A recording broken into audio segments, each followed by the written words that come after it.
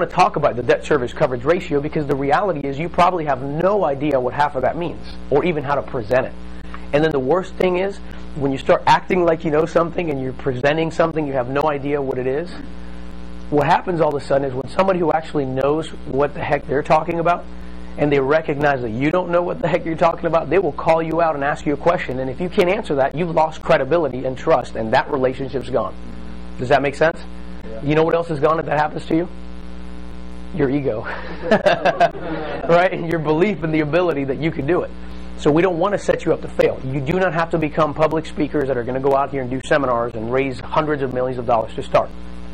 All you've got to do with this strategy is connect with your friends and family, tell them that we're having a webinar or that we're having a live event and you've got some tickets for them to show up, that you've got the fee covered so that they can come in and hear about what's going on.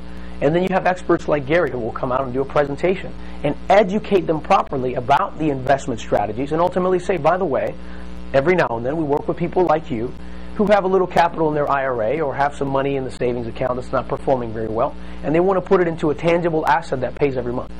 Now all of a sudden that presentation is taking place, and then you can follow up with that contact of yours and say, hey, this looks like a great opportunity. Why don't we do it together and invest in this project? In fact, I got an LLC set up with this group and organization. I'm a co-sponsor. And you'll be amazed how all of a sudden you transition from a contact or a family member or friend into an actual investment relationship. Does that make sense so far? Everybody with me? Can you see how that can be very powerful?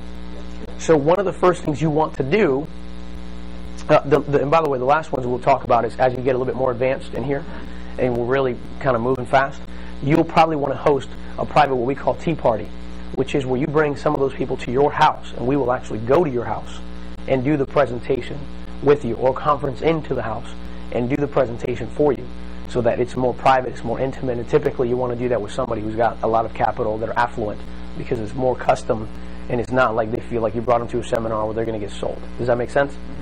So those are the three main strategies that we want to empower you to do. We're giving you the tools and resources. The real key here is you have to be proactive and find those contacts. So the first thing you probably want to do is write a list down of all of the family members and friends that you have that could potentially invest. And do not say, that guy with a broken car in my family, I don't think he'd even qualify because he doesn't have the money. Because if that person's been employed for a while and he works in a job that he's been doing that for years, chances are he's got a 401k. That 401k may have $100,000. Can you invest in commercial with $100,000? Yes. Absolutely. They might have $400,000. Would that be pretty cool? Definitely. Exactly.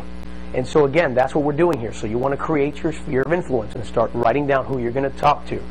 The key again, you're not going to go there and pitch them yourself and close them on investments. In fact,